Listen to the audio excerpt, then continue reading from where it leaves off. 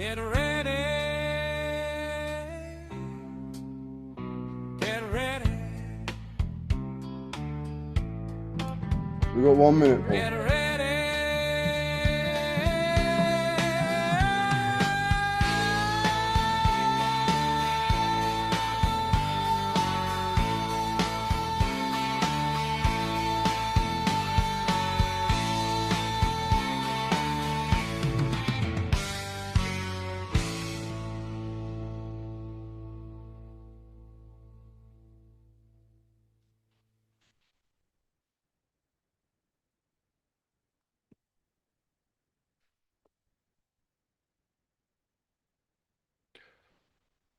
Good afternoon, all.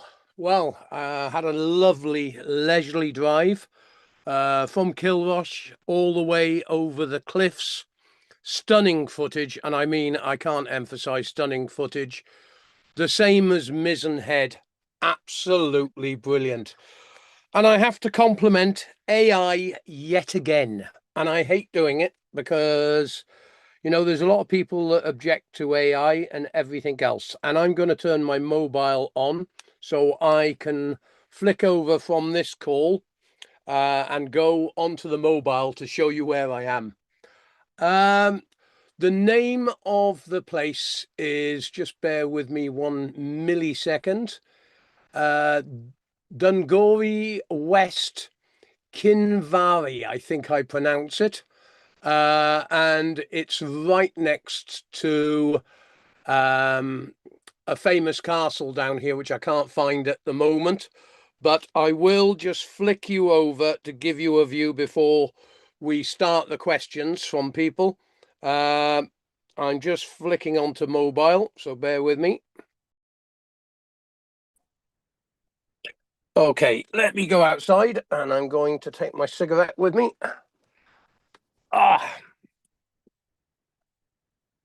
Well, there's not many places you can park for free on an end of a pier with that for a view. That's my park up for this evening, and I'm going to flick the camera around. Just bear with me 1 second to give you a better view. This is Galway estuary, and Galway's about 20 miles up, 15 miles, I'd say, up in that direction. Some people were sailing just now. I was watching them going up and down. And you can see all the marker buoys out there, which must take you all the way up to Galway. And this is the fisherman's pontoon that I'm parking on. I'm just going to stay here for the show, but I thought it was an absolutely stunning location for you to see. What's my intention now? I'm going up to, and let me just go around the back so you can see lots of locals about. Someone will ask me to move shortly, but there was no signs on here. But, you know, you can't beat that for a location. Anyway, let's go back in the van. Just bear with me 1 second. You'll have to excuse the mess. Transfer over.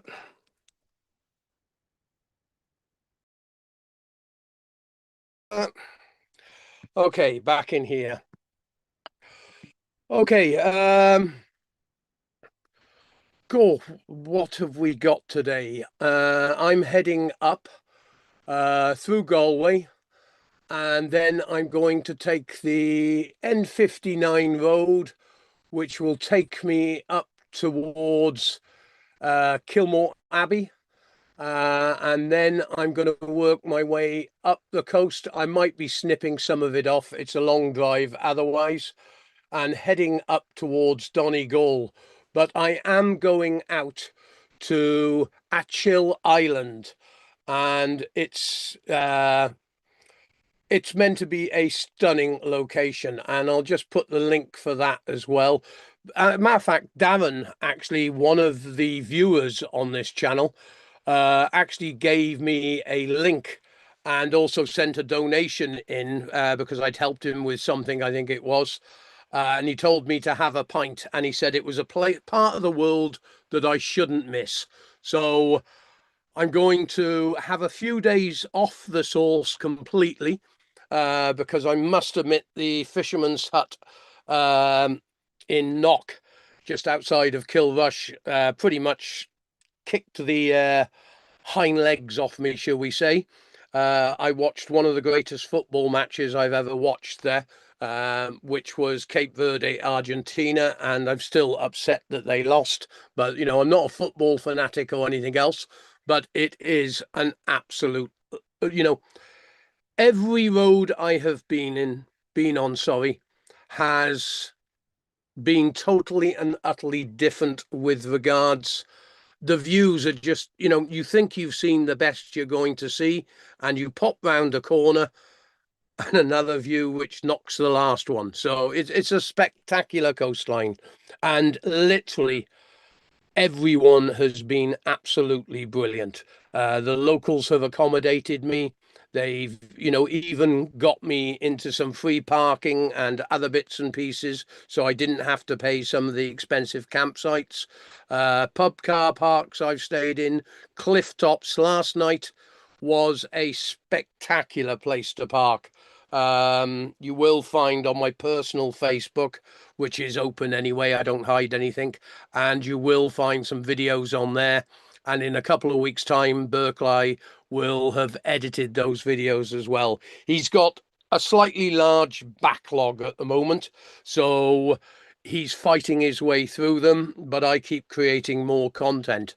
But you know, I'm still so happy. I just let a friend watch one of the videos that's going to be coming up with Tom when we went out and about on repairs and everything. You know, and he said it was just, you know, a laugh a minute. We even went down to Donald Trump's golf course just to have a nose. I didn't do anything inappropriate, shall we say, but yeah, I wouldn't play golf there at those prices.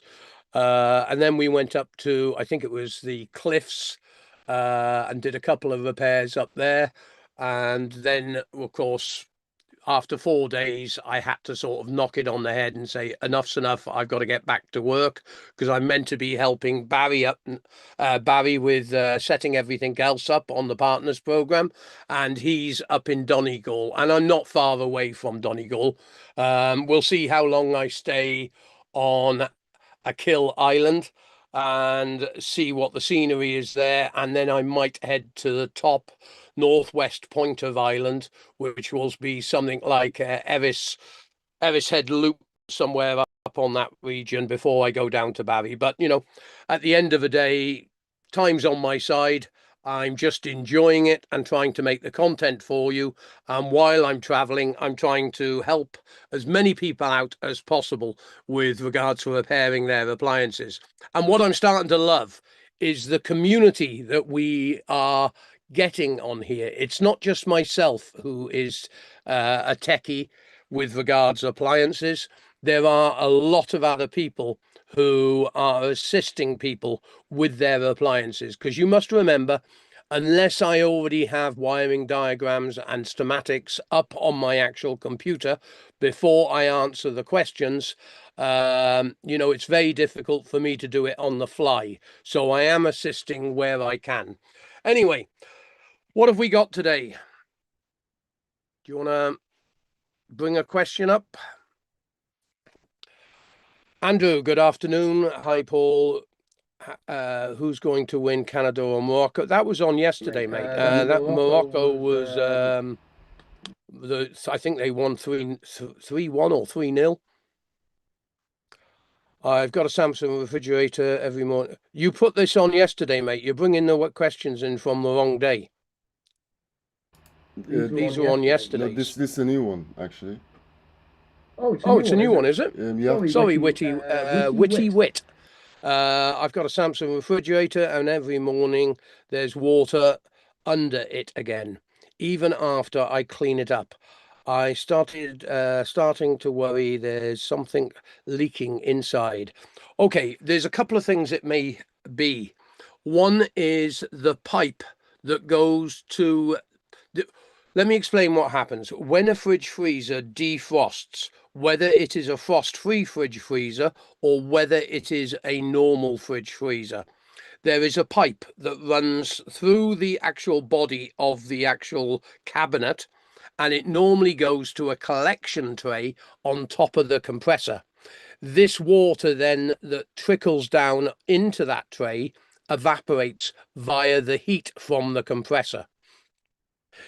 Another problem you may have is the machine is tilting forward slightly and water is trickling out of either the freezer cabinet or the fridge cabinet, but I doubt it would be trickling out of the freezer cabinet because it should have frozen before that happens. So it could be coming out of the fridge compartment. Now, a common fault that a lot of people are not aware of, if you look closely in the back of your conventional fridge freezer, there will be like a tray that runs down, and it may only be that wide, yeah, and the water on the back plate trickles down that, and at the bottom of that tray is a hole which has got the pipe that runs through to the compressor. If you had a spillage in the fridge, something like peas, maybe some ice that slid down and blocked up the hole, then the water is going to overflow out of that tray and run out the door. So you want to first make sure the fridge freezer is level, completely level, because that will stop the water running out the door and it should go into the tray. And the other thing you can do is defrost the fridge freezer for 24 hours and then get yourself some, I haven't got any to hand here, some wire. There you go. There's a bit of cable smaller than this. Yeah, a flexi piece of 2mm wire which comes out of an electrical wire. Maybe you could rip one out of an old lead or whatever, and then you will be able to poke this down the hole to make sure that no food or particles are blocking the hole. It's a very common problem. I hope that helps you, Witty Wit. And if you need any help, send an email in and I'm quite happy to have a look at it on a WhatsApp call with you. Nick Boyd Guitar, what are your thoughts on portable air conditioning units? Do you think, yes, they do work, mate. They, at the end of the day, I've got one when I'm in Portugal in the summer that I keep in this van, and I made the hose for it attach into the passenger window so I could drop the passenger window and I had a plate which ran outside. And in the summer, I have to run the air conditioning at night because you can imagine living in an aluminium tin box for most of the time. When the temperatures do get up around 35, 40 degrees, it's like living in a sardine tin that's been put in an oven. It's stifling hot. And in the daytime, I have actually seen the mercury on the thermometer nearly overflowing out of the top. It got so high up, it went off the scale, and this van must have been about 55 to 60 degrees. So it's really uncomfortable, but no, they work perfectly. And you can buy some portable units, which is going to be beneficial for you in the summer and the winter. One is they will give heat in the winter, and because it's like a heat source system, it will actually generate 1 kilowatt of input would normally generate 2.5 to 3 kilowatt output, meaning it heats the room up quite efficiently. But the other thing you can do with certain models of dehumidifier come air conditioner is you can put that into a room with your clothing coming out of the washing machine on coat hangers and leave a small 50-watt fan just blowing some air around the room with the dehumidifier running, and you'll be amazed how quickly it dries the clothes. It is really, in my honest opinion, if you've got a small room that you can set up a dehumidifier with a fan blowing a breeze through the room, it is more efficient for the amount of clothing that you do than a heat pump tumble dryer. It is also more beneficial to your clothing because you haven't got the clothing tumbling and wearing out the clothes. Plus, it doesn't block up and you end up having to throw it out because the heat pump dryers are just not lasting the test of time, which I keep saying, and I've done other videos on these. And I imagine Burke, I did say he was moderating today. He will actually put up in the chat a link to the heat pump tumble dryer video that I did explaining the benefits of them, but the problems with them when you are paying so much money for something that only lasts 3 to 5 years on the lower end makes, and maybe only 7, 8 years on the higher end makes. But Tom, who I was with the other day, has got one of the top of the range Siemens, sorry, heat pump tumble dryers, and he's had that for 10 years, and his wife really does put it to work. You know, he basically said to me in one of the videos when I asked him about his heat pump tumble dryer, he said, the thing's never off. The wife's always using it. But let's not get him into trouble with that. So anyway, hope that answers your question, Nick. They are beneficial, mate. Get a good make and see if you can get one with a long warranty on it. You might even be able to get one with a full 5-year parts and labour guarantee. So do hunt around all the online shops and see if you can find one with a long warranty period. Okay, next one. Sonic Drift 33. There's always a bad smell inside my washer, no matter how much detergent. Detergent isn't going to solve the problem. I'll explain in a second. Now even the clean laundry smells off, and I'm not sure if it's a drain issue or mold somewhere in the machine. Okay, the first thing you need to do is Sonic Drift is literally go and find all those horrid rags that you never wash. Put them inside the machine, and this is what I do. There are many different ways of doing this. I chuck 2 or 3 dishwasher tablets into a matter of fact, even better. I'll explain it now. Burkeye, can you find the video on removing mold off a door seal? And watch that video in full. It's not a short one, but I show you how I put 2 or 3 dishwasher tablets into a machine, set it to the hottest possible wash you can, and then I even add some additional water to the machine. The rags are there, so the drum is moving. If you don't put the rags in, the drum will just rotate through the water, and that's not necessarily going to clean what you need to clean. Every month, you need to do a hot wash. We are washing because manufacturers have greenwashed us into thinking that we should always be washing at low temperatures. The detergent companies are selling more expensive detergents from this. And in my honest opinion, we should always be doing one, if you've got a 90-degree setting on your machine, you should always do 190-degree wash per month. Now, other things to look out for, make sure your waste pipe, if fitted to your sink unit, has got a loop going higher than the actual sink unit. When I say higher than the sink unit, higher than the fitting where the pipe goes on.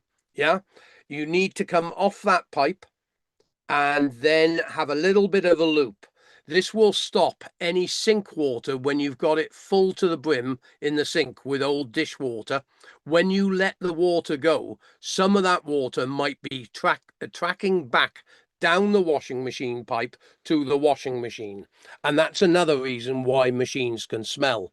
But it's well worth doing at least, to start with, you might have to do a couple of boil washes to try and remove the sludge that you see in that video. At the end of that video, you will see what comes out of a perfectly clean machine after I put some dishwasher tablets in. And you will seriously be amazed. It is a common problem and people are not aware of it. Very good question, Sonic Drift, and I'm glad you brought it up. That will help no end of people in the future. Next one. Sonic Drift 33, from your experience in the field, which washer dryer combo would you recommend for a family that does a lot of laundry but doesn't want constant repair bills? Well, you were born in the wrong century. That's the first thing I was going to say. The manufacturers are building absolute rubbish today compared to what they used to. I personally would never have a washer dryer. I would always have two separate units if you've got the space. But most apartments, small households, don't have the capability.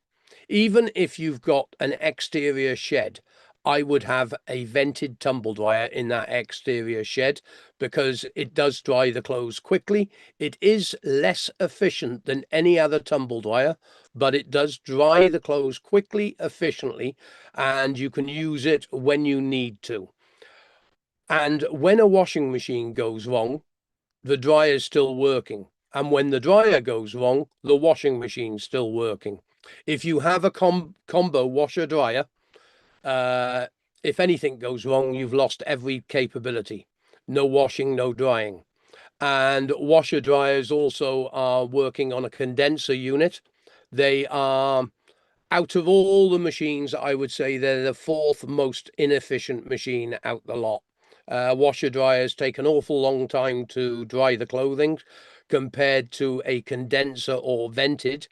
And even a heat pump tumble dryer would most probably be able to dry the set clothes in the same amount of time, but use a lot less energy than your washer dryer. Your washer dryer normally has a heating system at the top of the machine, which blows air through the machine. And then as the air, warm, moist air, goes back up to the heating system, there's a water valve attached to a condensing unit, and that creates a condenser plate area where the steam turns into water, and then the pump empties that out of the machine. I've done many videos on the website with regards how to maintain these machines, and also Burkeye now, thank you Burkeye, has put into the chat the actual link to the mold video. Thank you so much, Burkeye. Thank you for blessing me with awful lots of videos, mate. Yeah, well, you've got a shitload that I've got to explain tomorrow, but they are brilliant. I've already let a friend watch the Out in a Van, or the I will explain to you tomorrow. There's most probably 4 or 5 fantastic videos there, and God knows how many shorts. But no, I do realize that you're going to have to do some late ones while traveling. You will be pleased that I'm nearly at the end of my trip up the Wild Atlantic Way. I've got Donegal to go and see, and then I've got to go across to Derry. And then I'll be going across to Scotland. Unless I go somewhere beautiful in Scotland, I will only be making appliance videos when I go down to see Stark's Electrical in Grimsby, and then I go down to Birmingham and Colchester as well, and Swansea. But we'll be back onto the appliances now within the next 3-4 weeks, and we can focus on making good content with regards to repairs and helping people out. Thanks for that one, mate. Now, excuse me all, I've only just finished driving. I'm out of my duty free, so I had to buy some rolling tobacco today. So I'm going to be smoking this while doing the show. So sorry about that. So next one. My fridge is... Look, if your fridge is not getting cold, I need a lot more information on this. Is the compressor running? That is the first question you have to ask yourself. If the compressor is running and the fridge is not getting cold, then you may have a gas problem. But if you've got a frost-free fridge freezer, then we're into a whole different kettle of fish, because the cold air may not be blown from the freezer compartment to the fridge compartment because of airflow restrictions and nice buildup, because it is not defrosting correctly. I do need a lot more information when people send things in. Literally, jump on your mobile phone now, go to your fridge, record what the problem is, go to our website, go to the contact us page, fill out all the information on the contact us page, give us the link to the video, And of course, if you want it on the show, you have to give us permission to use the video. And I will discuss the problem that you could have. I will then be able to look up wiring diagrams and everything else to make sure I can push you in the right direction to be able to repair your machine. So I hope that helps you. Next one, mate. You see the you bandman. You're a bandman. Okay. Just getting used to these names that keep cropping up. You see these machines when they're broken. In your opinion, which fridge brands tend to hold up best over 10? Look, non-frost free fridge freezers. In a non-frost free fridge freezer, you have roughly 3 components. It will vary from make to make. A compressor that pumps the refrigeration through the freezer compartment and then the fridge compartment. You have a thermostat, which controls the temperature on the fridge compartment, which then understands what temperature the freezer compartment would be because it is designed that way. Some non-frost-free fridge freezers will have possibly 2 thermostats or a circuit board with NTC sensors. Now, we're getting a little bit more complicated, but still a lot less complicated than a frost-free fridge freezer. This would only turn the compressor on when one of the compartments was getting warmer. And the only other thing that's in there is a light bulb. So, the one I've got is a Fridge Master, which came from Euronics. And I deliberately went hunting not only for a fridge freezer that was very basic. Yes, I have to defrost it once every 2-3 months. And the amount of beer that goes in the fridge, maybe even more often than that, because I'm in very hot temperatures. But really, at the end of the day, you should be cleaning your fridge freezer once a month. So what's the problem? Or once every 3 months? What's the problem with just unplugging it, letting the ice melt, and then giving it a nice clean and then plugging it back in? I mean, we seem to go to want technical things for the sheer purpose that manufacturers are brainwashing us. There is no need for it. Frost-free fridge freezers are nice, but when manufacturers don't put the build quality in and deliberately start putting obsolescence in, then it's absolutely ludicrous. The Libra fridge freezers now, on one website I saw, which was Mark's Electrical, has now got a 10-year parts and labour warranty, which is great news, everything going in the right direction. If a manufacturer is willing to give you a 10-year parts and labour warranty, then this is really beneficial. These manufacturers that are only giving 12 months, we need to start boycotting them, because if they're not giving us a full 5-year parts and labour when it comes to a washing machine or tumble dryer or dishwasher, then don't buy them. Just stop buying them. These companies, I can promise you, when they start losing market share, will totally change the way they do things. And what will happen is they will start pulling their socks up and producing good quality equipment again. So next one, and I know we've got 6 minutes left on Zoom, so I will flick over onto Ecamm in a minute. Jamil, I'll send you the link. is that link that you sent me on WhatsApp relevant? Do you want to switch over now if you want? Okay, I'll switch over now. Just bear with me. I have to hang up on this one. So Jamil will tell you about the modifications he made last night to the website. And it's looking good, mate. I was really impressed. So just bear with me a second while I swap over. Okay, coming online.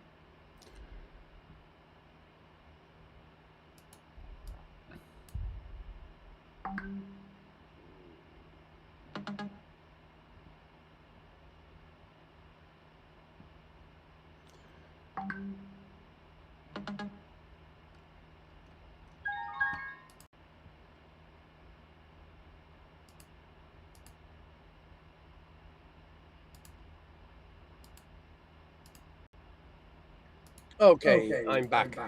So let me just move the screen down so I can see everything.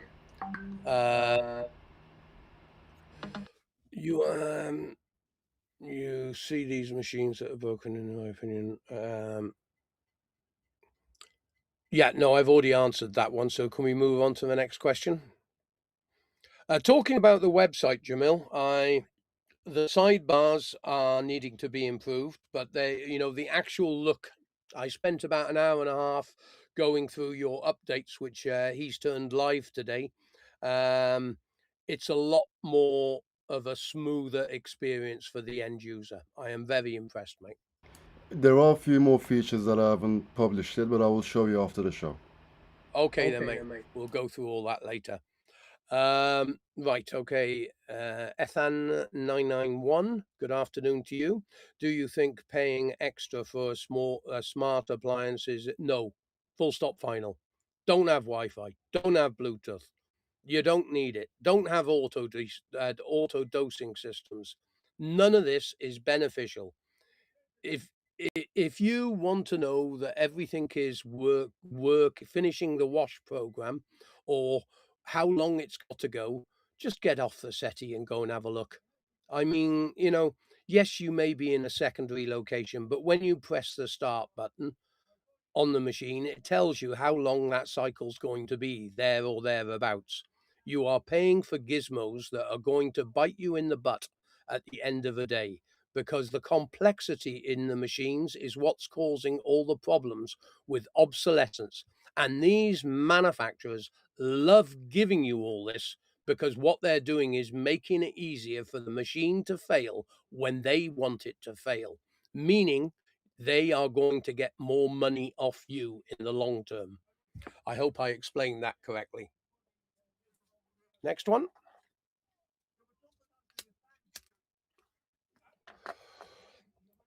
I might have brought myself out to a little bit of a dilemma. I didn't realize so many people were going to come down here fishing on this pier. We'll go out and have a look at them at the end of the show. Charming 1776, good afternoon to you. If you had a choice between a budget brand and a mid-range brand for a dryer, where do you think the sweet spot is in the terms of value and repair rates? Well, I would be looking for old stock. And personally, I loved the AEG and Electrolux or Zanussi machine, which was all manufactured by Electrolux. It was a great dryer. They've now gone a little bit more complicated, and of course, a lot of manufacturers now are only producing heat pump tumble dryers. The Hoover tumble dryer, vented and condenser, which is part of Candy, was also a fair machine. When it comes to tumble dryers, their washing machines weren't as good. And they're not bad machines. The Beko vented and condenser tumble dryer is a good tumble dryer, but none of the heat pump tumble dryers from these manufacturers I rate in any way, shape, or form. Now, if you've got the capability of putting a vent tube in and actually having it venting through the wall, I would stick with a vented tumble dryer, because even though it uses more energy than the other dryers, it is more basic and more repairable in the long term, and will last you a good 10 plus years minimum if well maintained. Now, when you consider you can buy a heat pump tumble dryer for 3 times the price of a vented dryer, and it only lasts 5 to 7 years, I don't care how much electricity it saves you. It is not going to save you the additional 3 machines that you have to buy in conjunction with what the vented dryer is going to last in lifespan. So, it just doesn't make sense, Charming. And I'm sorry to be so blunt with this. Uh, you know, I wish White Knight was still going, because I would categorically point you to White Knight tumble dryers. They were brilliant. They were British, but another company gone by the wayside. Next one, please. ASKO washing machines. Do you think they're all good? I've heard some bad reviews. Well, I've seen a few bad reviews. But you've got to remember they have sold thousands upon thousands of these machines, and everybody that I have spoke to directly, and if you go onto the ASKO video that I did, read the comments. They're from real people in real world. There is some bad up there. There is a lot of good up there. And all manufacturers, and don't forget, there's a lot of trolls on there from other manufacturers as well, because I haven't got proof on this, but I find it very weird on how some manufacturers will jump onto other videos and leave, or they've got phone farms in China, they got phone farms in India or whatever, and they are designed to leave reviews on videos to generate traffic for certain appliance manufacturers. I have no proof on this yet, but one day someone will make a mistake and they will get caught. And when they do get caught, trust me, I will be the first to do a video on it. But imported it was from Italy, as it was hot and cold fill too, so to reduce water. Hot and cold fill is actually very, very good. The problem being is general public didn't realize the water systems that you need in the house to be able to supply a machine with the correct water. Let me explain. Your boiler may be 7 or 8 meters away from where your washing machine is. Now, 7 or 8 meters of 15 or 22 mil pipe running to that machine is filled with cold water. So when the machine is selected to a hot wash, it is using all that cold water first before the hot water gets to the machine. And with modern machines today, some of these machines on the main wash cycle is only using maybe no more than 6 to 10 liters of water. So therefore, the hot water never gets to the machine. And that's where it's totally stupid to have a hot and cold fill. But other machines are beneficial that have got that when the boiler is really in the kitchen directly above the washing machine. Then it's beneficial, of course, because you are using hot water straight from the boiler or the immersion tank. I hope that answers your question. Next one. I have a Hotpoint washing machine model number NSWF746WWUK, and once a month I run a diagnostic cycle to ensure it is running smoothly. For the last few months, it has been F19 erroring within 10 seconds. Okay, top of my head, I can't remember what F19 is. I'm going to have to look it up. Burkeye, if you can save that one, uh, or Hotpoint Logic 78, if you could email us. And as I said to you earlier, record what the problem is, what's happening. I will be quite happy to have a look into this. And if you include your telephone number, I might even give you, don't worry if you're from overseas or somewhere like that. I ring people all the time with WhatsApp all around the world. I just need to know if you are in a foreign country, give me what time it is there at the time that you send the email, so I don't ring you up at 2 o'clock in the morning or something stupid. So I did try to speak to someone the other day, and I didn't realize that they were 4 o'clock in the morning, because I was ringing them at 9 o'clock in the morning, and there was something like 5, 6 hours time difference. So it gets embarrassing when you get people out of bed and say, "Can I help you with your washing machine?" So anyway, do that, send it across to us. I'll be happy to have a look at it and we can go through it together. Next one. High Street Smethwick. High Streets? High Streets? Methwick? I don't know. How long does a well-maintained heat pump tumble dryer last? How long is a piece of string? Also, it's what brand it is. As we saw, well, you haven't seen yet because the videos haven't gone public. Tom has got a Siemens heat pump tumble dryer, which has got an auto cleaning system built into it. His heat pump tumble dryer has lasted 10 years. When you get to 10 years on one of these appliances, the actual cost of the machine, and it wouldn't have been cheap if he'd been paying full market price for it, it would have been maybe a £800-900 heat pump tumble dryer. he would have got the energy that he saved paying for the machine because it was beneficial. But 99% of all people who are buying heat pump tumble dryers in the region of 350 going up to £500 are, and the emails say it all. The comments on the videos that I have done and the heat pump video that Burke I put in the chat on the right hand side somewhere, uh, go and watch that video, but don't just watch the video. Read the comments. They are from real people and listen to what they have to say, never mind what just I have to say. You know, I'm an engineer with 45 plus years experience in this trade. And for the last 10 years, I have been watching heat pump tumble dryers constantly failing, and not from the comments, from what comes into the recycle centers, which I go to buy appliances, also the comments from viewers on videos, and thousands of comments that come in via email. And there is nothing good to say about them. Only occasionally does anyone have something good to say about this.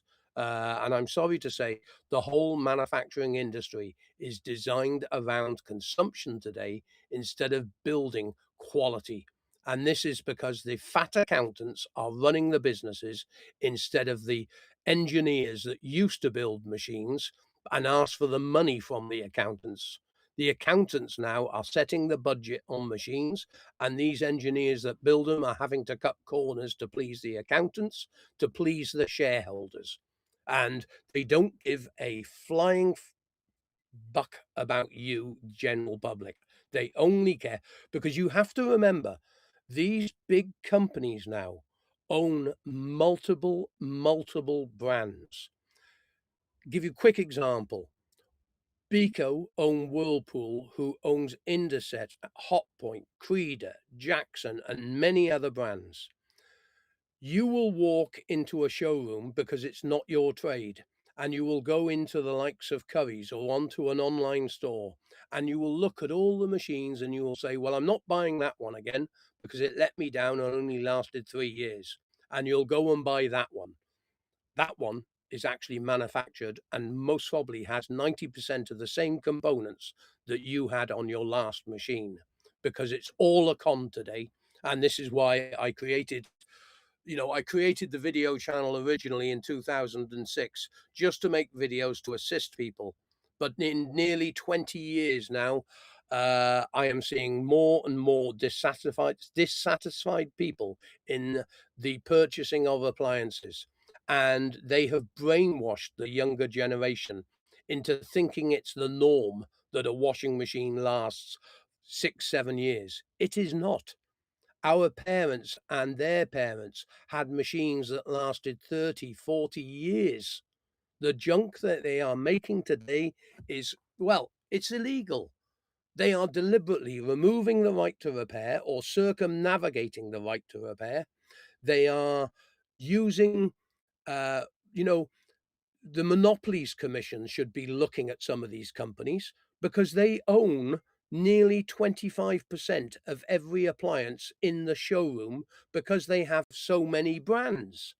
And it's wrong. And there's no British business. British business has basically disintegrated and gone overseas. First, it went to Europe, and there wasn't any problem with machines coming from Europe. Yes, they were coming a little bit further afield, but it was not really too, labor may have been cheaper in Italy, manufacturing costs may have been cheaper in Italy when machines were coming from Italy, but now these machines are coming halfway around the world. And this is not like selling you a bag of components which you ship 500 in a bag. You can only fit 110 roughly washing machines in a 20-foot container, and you can only fit so many containers on a ship. And we are consuming in Britain alone 3.5 million appliances, washing machines, sorry, per year that are being shipped halfway around the world. And, this is just wrong. Governments allow it to happen because all they give a flying damn about is consumption. And consumption is what is propping up our false economies today. And this is the big problem, High Street. You know, it it's just crooked, and we allow it to be crooked. So, you know, that's my honest answer to that one. Next one. My cousin had an Electrolux condenser dryer. It is at least 5 years old, and it doesn't have problems. Condenser tumble dryer. I rest my case, Idris. Electrolux is the major owner of Zanussi, Zero Watt, AEG, and their vented and condenser tumble dryers were brilliant. The only problem I've ever suffered with them, really, in it's for me, it's not a problem because I know how to repair the circuit boards on those machines, and it would ever the only problem that really occurred with those circuit boards was the link switch, one resistor and possibly a couple of diodes, or it would be the heater relays.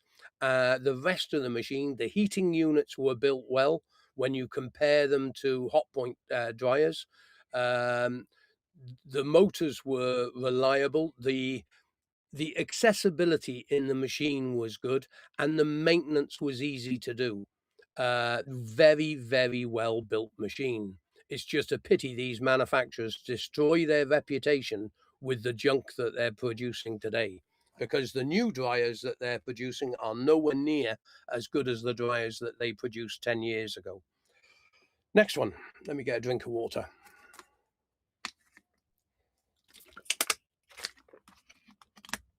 High Street, thank you for your videos are very informative and honest reviews. Thank you.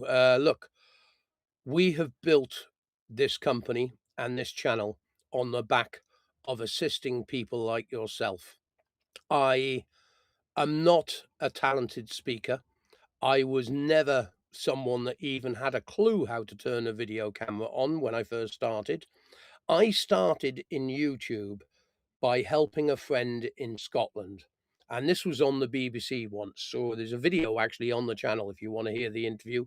It was about 16 years ago, and it was the BBC interviewing us after an article was written in America, and it went on to CNN and other bits and pieces. And the why this came to light was in the early days of YouTube, they were comparing the detrimental damage of YouTube, and that was the subject of the conversation, because some smart aleck was showing how to break into padlocks and BMWs, cars, with a secret pin that he'd made to open padlocks. And also, he was using a tennis ball, believe it or not, to activate the door lock so the door would open on the car. But then they used myself and a bicycle company for the positive side of YouTube. Myself showing people how to fix appliances, and a bicycle company we're talking 16, 17 years ago, was shipping bicycles by post in America, flat pack. And you would have a video showing you how to assemble it. So it was really good. And that video, I think at the time, I only had I think I had half a million views or something. Um, Now we're up to 70, 80 million views. It's ridiculous how far, you only have to watch this stream every week. We've had people from Thailand, Australia, America. The list is endless. We were helping a guy out the other day, who I spoke to, another guy from Argentina. You know, if I knew the football was going to turn out like that, I wouldn't have helped him. But by the by. But no apologies, I would have helped you. But I was trying to get Cape Verde to win. But anyway, we won't go into sport, and we'll try to avoid politics as well. Next one. Charming 1776. When you look at the older dryer, how do you decide whether it's worth repairing, or if the customer should just look, condition of the cabinet, cost of the components, whether you can get them new or second hand, also the cost of your labor, because it all, when I was in Africa, I saw people doing jobs that would take half a day. 3 days ago, I went to a lady's house with Tom, and she'd ordered a new dishwasher integrated, which was in Ireland, it was gonna be 600 odd euros. And when I went in, I just said to Tom, "Look, let's just quickly have a look what the fault was." And it's a common fault on dishwashers when they get to a certain age. And the machine's control panel was lighting up, but it wasn't doing anything. And I expected the heavy feed wire coming from the circuit board at the bottom, going to the program, might have become faulty. And I said to the lady, "Well, I can fix this for, peanuts. It's only going to cost you a couple of pennies for the piece of wire and the terminal clips, and then Tom's time." Well, it bit me in the posterior, shall we say, because I didn't realize the lady had left the dishwasher unused for a couple of months and the pump had seized up. So I did all the work, put all the machine back together, and then found the machine sprang into life, was washing the dishes, but when it came to empty, it wouldn't empty because the pump had seized. And at that point, the lady was really grateful for the effort that I tried keeping the machine away from the landfill. But the fact of the matter being is she bit the bullet and decided, well, it's 17 years old. I'm going to have the new one as you've got it here anyway. So we had to install. But that job took us 6, 7 hours because it was a very difficult machine to put in situ because someone had fitted an island in the kitchen and it made it very difficult for us to fit the new dishwasher because someone had designed the kitchen with the appliances in situ with no thought to actually maintenance or getting the machines out when they need replacing. And it's quite common for that to happen. So anyway, I hope that helps you with that one. Hotpoint Logic 78. Do you recommend a Hoover? No, the Hoover, well, H-Wash 350. I don't know yet because I haven't done a tear down on this machine. I might have done some simple repair videos in the past on a similar model, but until I have heard good things about the newer Hoovers with multiple, I think they have 4 suspension legs on them instead of the sorry, I thought that was someone shouting for myself, one of the fishermen on the dock. Um, so I haven't stripped it yet, so I'm not going to say something about a manufacturer when I haven't had a look at their new machines. And it would be very unfair and very biased of me to do so. So sometimes I will have to give you the Fifth Amendment or take the Fifth Amendment and avoid the conversation because I'm not willing to say something because Hoover may have started producing something good again. I hope so, because these manufacturers have been getting away with murder for the last 10, 15 years with the junk that they've been producing. And I think general public trend now is going to certain manufacturers that give 5-year warranties or machines which are a lot more money than the run of the mill machines because the build quality is not there. They have been going for the ASKO machines, the Miele machines, and other high end brands because they are just fed up to the back teeth of having to replace a washing machine every 3 to 5 years because it's absolute junk. And I don't blame them. I'd be doing the same if I was purchasing machines for general use, not for doing what I do. And the review videos I do, don't that you must remember, they don't send me machines for me to give reviews on because if they did that, I wouldn't be able to be giving honest opinions. And what they have a tendency of doing at the moment is they send me emails, shall we say, offering, and I decline every one of them because I prefer to use my money and actually give you an honest opinion. If they are producing junk with this H-Wash 350, you will be the first to know because I can promise you when I buy the machine and do a teardown video on it, you will know about it just as quick as everyone else in the world knows about it. Okay, next one. No, full stop final. Witty wit. Thanks very much for the question. Do extended warranties on. Right, let me give you the rundown on this. If you decide to save some money and buy a washing machine with a 12-month guarantee, which is ludicrous because that same machine in Europe is sold and it has to give a 2-year guarantee. And secondly, you should be boycotting all the companies who are not producing a 5-year guarantee on the machine, including labour. You are going to buy a machine, saving yourself a couple of £100. You are then going to be taking out secondary warranty from an insurance company who covers the machine and will charge you between £4 and £6 per month, say. That's going to roughly be £50 a year over a 4-year period to get the same warranty as a 5-year warranty. You're going to have to pay for the insurance for 4 years. That means that you're going to be paying a £300 price for the machine and then £200 insurance policies on top of it. You might as well invested the money in the first place to a machine that comes with a full 5-year parts and labour warranty. That's my honest opinion on that. And don't forget, we all know what insurance companies are like. They will wriggle out with the small print of just about anything if they want to. Atrociously bad with house insurance, car insurance, you name it. Insurance is another one that I could rant on to, but it's not my trade and I'm not going to. There's other channels for that. Next one.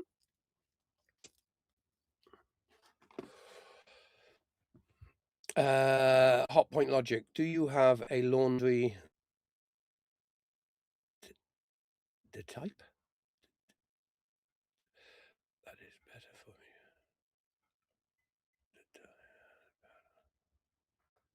Do I have?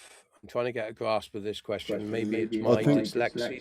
I think there's a typo. So the customer tried to ask, do you have a laundry type that is better for machines as in power? Oh, a laundry quality? type. Yeah. Right, okay, I've got it now.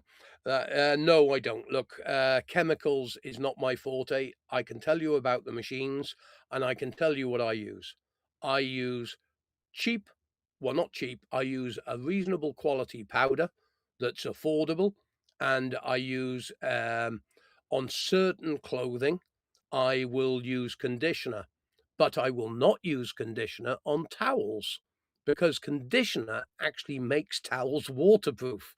Yes, they may be soft, but it actually lines the towel with a type of chemical that makes it soft, but it doesn't absorb water as well as. So if I'm doing my shirts, things like that, t-shirts, shirts, I will use conditioner because it gives them a nice smell. My jeans and work gear, to be honest, I only want them clean. I don't give a damn what they smell like. And when it comes to my towels, I just wash the towels and make sure they're well rinsed. And I dry them in the tumble dryer because the tumble dryer makes them a bit fluffier. Drying towels on the line makes them a little bit coarse, although they still are as absorbent as if they were dried. It's just they are more, what's the word, rigid. So I hope I answered that question. Certain things I can't answer because I'd be unfair on different manufacturers. And I'm not going to tell you buy Ariel, buy Bold, because, that's just influencing when I shouldn't be influencing. I am here to help you fix appliances, not sell you shit. MCW Constantine. I think I said that correctly. Hi, thanks. Thank you. Thanks to you, I celebrate fix my Samsung Yeah, look, the Samsung Eco Bubbles. I would love to know, by the way, if you could just mentally remember when you bought the machine. And I would like to know with your Eco Bubble when you have sparings or spider or bearing problems, because it's a question now that I've been doing some analysis with the data that I have from customers' questions, and I have all the comments on YouTube and everything else. the spiders are not lasting as long as other manufacturers, and I'm starting to think maybe Samsung isn't using the same quality of aluminium in some machines as other machines. Sorry, get that right. And also, they use direct drive motors, and I'm starting to wonder if the electrical field that is created because of a direct drive motor going onto a bearing shaft which is connected to the aluminium spider is causing electrolysis. Now, for you, those of you that don't know, the weakest metal in the galvanic scale is going to be aluminium in a washing machine. So it would be acting like an anode in a water tank. The anode in a water tank is there to protect the tank against electrolysis. So I am starting to think there may be some type of design flaw with regards this, but because I'm not a metallurgist, I can't make a comment either because I have no proof in this yet. But someone will come up who is a much more intelligent person than myself one day and analyze the metals and then give me the correct answer. So I hope that helps you, NCW. Annie Badars. Do excuse me if I pronounce any of anyone's name incorrectly. It is not because it is not typed up perfectly on the screen. It is because I am dyslexic and I have trouble reading certain things that I haven't seen before. It's just a weird thing that goes on in my brain. So I apologize for that to you if I do pronounce any names incorrectly. And especially with some of the foreigners, Crike, I've had all sorts of names on here. Looking at purchasing a new washing machine, what brand or brands would you recommend today for longevity and repair? First, Annie, I have to ask you only buy a machine that is giving you a 5-year minimum parts and labor warranty, not with any insurance policies or anything else. It should be standard. The reason I say this is because manufacturers, all different cheap manufacturers from superstore zone brands, um, the likes of Beko, the likes of Hoover, the likes of Candy, and all the other um, brands that they own, if they are only putting a 12 months parts and labor warranty on the machine, you may be upset when you find out how long your machine lasts because a lot of people are writing machines off and they're going into the landfill after 3 to 5 years. If you pay a little bit more and buy a machine with a 5-year guarantee, there are many machines on the market at the around £400 mark, which are good. I'm even going to say the Bosch machine is good, but do understand that you've said longevity and repair. Although you are getting a 5-year parts and labor guarantee, Bosch, Siemens have obsolescence built into the machine by the cost of their spare parts when it comes to the key components that fail. When you look at some of their machines that you can buy, and I did a video recently that was 400, say 400 odd pound to buy, but yet the drum for the machine, because they have built a sealed drum, is 330 or 340 pound. And that's the price you have to pay when the bearings collapse or the spider goes. This is the way the manufacturers are circumventing the right to repair. And they are doing this with printed circuit boards, with motors, and also drums. And it's not just Bosch, it's a lot of the companies. Now, LG, for example, do produce a drum at that price range, which is a good machine, and you can get a 5-year parts and labor warranty on it. The drum is splittable. The electronics are not so easy to repair because they encapsulate the circuit boards in silica. And this stops you testing the circuit board if there is an individual component gone on it. And it also is not that easy to even change a component if you could see a component was blown. The motors are direct drive, which I like. They are not just inverter motors, which are on the bottom of the machine attached with a belt. Direct drive means that you don't have a belt on the machine at all. The motor is attached directly to the drum spider. All good. But the problem is with these companies, they are not giving any technical workshop manuals, wiring diagrams, or anything else out to the general public. So you're in a bit of a minefield. And my honest advice is those two makes I've said, for example, the Bosch with a 5-year guarantee, or the Siemens, the LGs, even the Samsung come with a 5-year guarantee. Daewoo, there are many makes out there that come with a 5-year guarantee. You are going to have peace of mind for 5 years if you follow this process. But you can also be astute. And when I say astute, go into the showroom and get the model number of the one you like. Then go to their website on your mobile phone, or go home on your mobile phone and go to their website where they sell spares and have a look at the price of the key components. Things like motors, circuit boards, drums. You'll see that some manufacturers like Bosch do reasonable prices when it comes to things like door seals, pumps, seals at the bottom of the machine, hoses, and other bits and pieces. But on the three major components, they are ludicrously priced. And this is because they know what they're doing. They're building obsolescence into the machine. So I hope that answers your question. I can't really, with the amount of machines out there, I can't, I will not say as at the moment, go buy this until a company produces something that I'm willing to put my name behind. Because if I put my name behind it, I am putting my head on the block when it comes to the loyalty of you lot with regards to my channel. And I won't do that until I see something that inspires me. I like the ASKO machine, but it's gone over context pricing. When it was on special offer at £500-600, it was well worth buying. I cleared out Mark's Electrical very quickly with that video of the old stock that they had.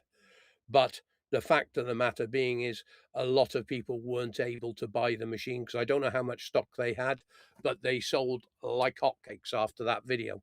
But now, if you went to go and get an ASKO washing machine, you are into over £1,000. And I can't, for £1,000, I would still buy two LGs or Bosches, because I think you're better off in the long term. Although the machines are much better feeling, quality and everything. And also keep simplicity in mind. You don't need Wi-Fi, you don't need Bluetooth, and you certainly don't need auto dosing systems. They are just things that are going to complicate matters for you in the long term. So I hope that answers your question. Excuse me. Good afternoon, Idris. You're a talented speaker, in my opinion. As I look, practice makes perfect. Reading the script on the screen when it comes to your questions is making my dyslexia improve, because I am having to do this regularly. It's better when Burkeye runs the show in Izmir, because his internet's so bad I can't read it, so he just reads it to me. So that's just me being lazy. But, you know, trying to make videos, teach it in a way that people understand. There are so many techie channels on YouTube where people talk as if we know everything. And my videos are predominantly 30 minutes long on the repair videos. And I have had so much criticism from the younger generation saying, why would I watch this? It's 30 minutes long. Well, go and watch a TikTok short and see how far you get into repairing the machine.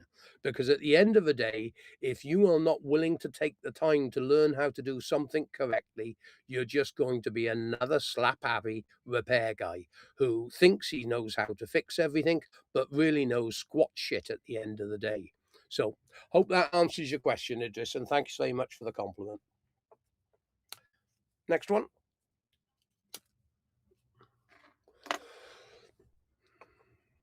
Likes his clean clothes. I tell you, these bloody YouTube names. Uh, when you bought that ASKO 9 kg, what did you do with it? I gave it to one of my friends who was moving into a new house. He had helped me on previous occasions by lending me his car, doing all sorts of other things for me in the past. And as himself, his wife, and his daughter were moving into a new house, I basically said, "Here's a moving in gift." Yeah. It's not that he didn't have the money to buy a new machine. It was just such an impressive machine. I normally favors bite you in the arse. Now, we all do favors for everyone in this world. And when you do a favor, whether it's, go to help someone. I was trying to help the lady with a dishwasher the other day. I was trying to save her €500 on having to buy a new machine. Guess what? It bit me in the arse because all my good intentions didn't rectify the problem in the long term.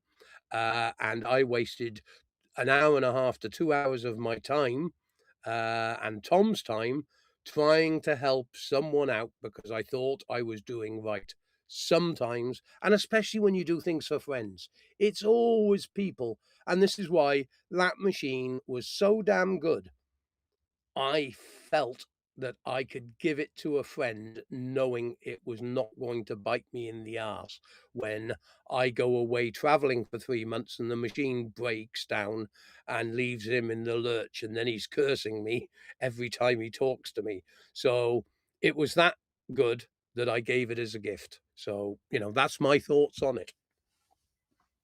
And I don't need a washing.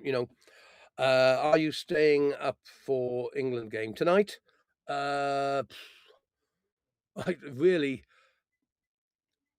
I love watching the World Cup, but believe it or not, I'm not a football fan. Um, you know, all the teams that I've loved in the World Cup, Guyana, Cape Verde, Japan, even America. Teams that have never been in quarterfinals and stuff like this. I'm maybe it's something that's built into me. I always try and support the little guy. Don't know why. Just an occupational hazard. Ringer J3. Have you seen the Hoover H? Well, someone just mentioned the 350. You're bringing up the 700. It is on my sheet, Ringer J.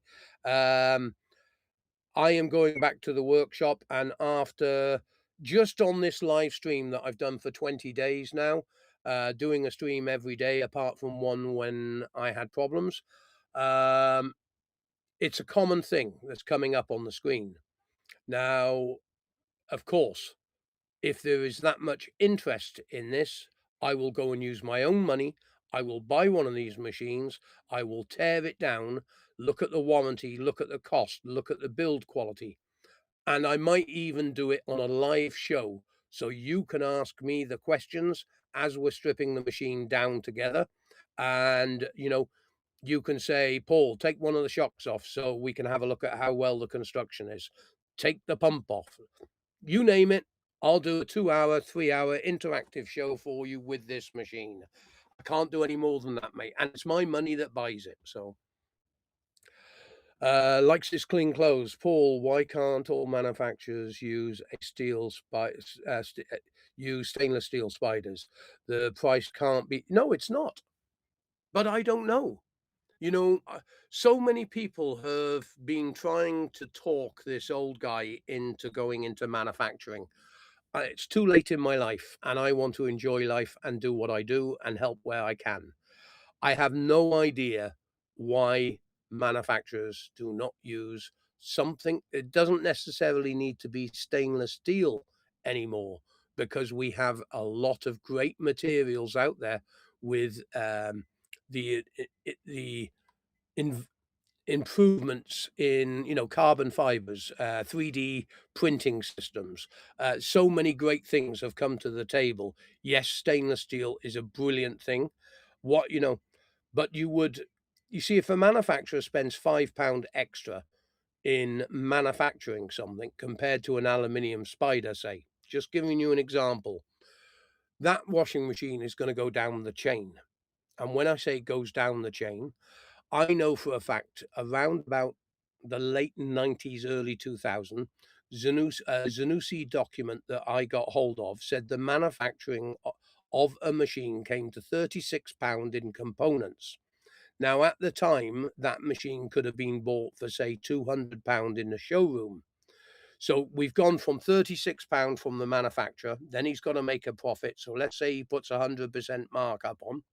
Then it goes down to the distributor, who then puts another 100% markup on. Then it goes down to the retailer, who is only making 20 to 30% markup. This is a knockdown affair. So if you look at it, that the machine's £5 more expensive when manufacturing and goes down the level of 3 or 4 distributors, suppliers, and so on, and everyone is making X markup, that's going to be a difference of maybe 150 or £2, £200 at the end of the line, because the manufacturer has charged £5 more. And this is just the way the industry is. I would love to see stainless steel spiders. I would love, I have nothing wrong with plastic outer drums on the machine, as long as they are splittable. Hotpoint, the Hotpoint 95 series, was using plastic drums in 1980, and they built a great reputation on their Hotpoint 95s, and they were plastic drums. There is nothing wrong with a plastic drum whatsoever, and it is recycling old plastics, which is really beneficial. But when they weld them together, then they are removing the right to repair. Then they are being crooked and doing things illegally to build obsolescence into the machines. And, this is where it all goes wrong. So, yes, great idea, stainless steel spiders, but you tried getting a manufacturer to do it. All that's happening today is the fat pen pushing accountants, and I'm going to call them for what they are answering to shareholders, and they don't give a blinding bugger about you. So, hope I answered that one correctly. Right, if you bear with me a second, I've got no tobacco here at all. And I was just looking if I've got my jacket somewhere, and I haven't got it. Where has that gone? Oh, it's on the back there. So excuse me, I'm just getting, because there we go, found what I wanted. Right. Robert Toster, good afternoon to you. Are there any types of brands of washer dryers you recommend? No, not really, mate. Sorry, mate. Yeah. Sorry, you wouldn't mind pulling back a bit, because you're talking and we come down here to chill. No problem at all. I'll do that for you now, sir. No problem at all. Look, you're going to have to hold on for 2 seconds. I got to reverse down the dock because they can hear me talking and they're fishing and they've come out here for a peaceful day. So, Jamil, if you won't mind talking to this lot for a second while I reverse. Hey guys, don't forget to put your questions in the chat. And if you need a part, you can use our website to request a part if you don't find the one that you want. That's all from me, actually. We've been working hard on the website, so go and have a look. We do take into consideration your comments as well, so if you want to see anything on the website, just let us know in the chat as well.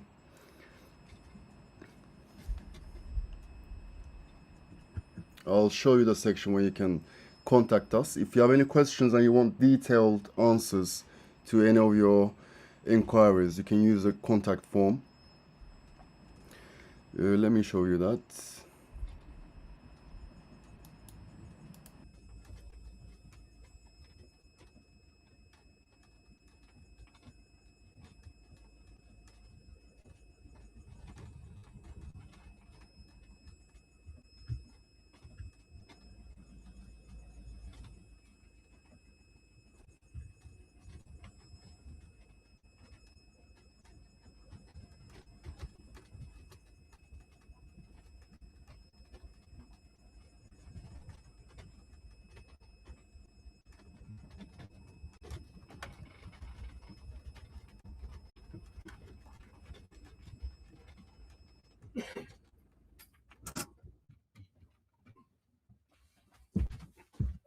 Now, I never thought I'd have to do some reversing on a live show, so there you go.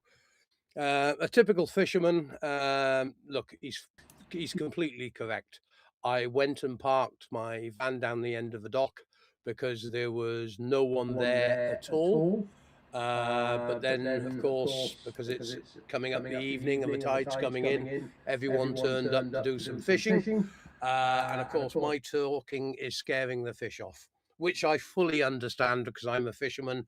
And if I'm not catching fish, I would be blaming something or someone. It's bad bait, there's too much music, whatever. Fishermen are weird, but I'm one as well, so I'm not going to criticize the guy whatsoever. He's fully in his right, and he came down for a nice, peaceful afternoon fishing. And you've got this Muppet talking about washing machines are next to him, so he's not too happy with that. Anyway, let's move on. Robot toaster. Is there anything specific to watch out for when buying washer dryers?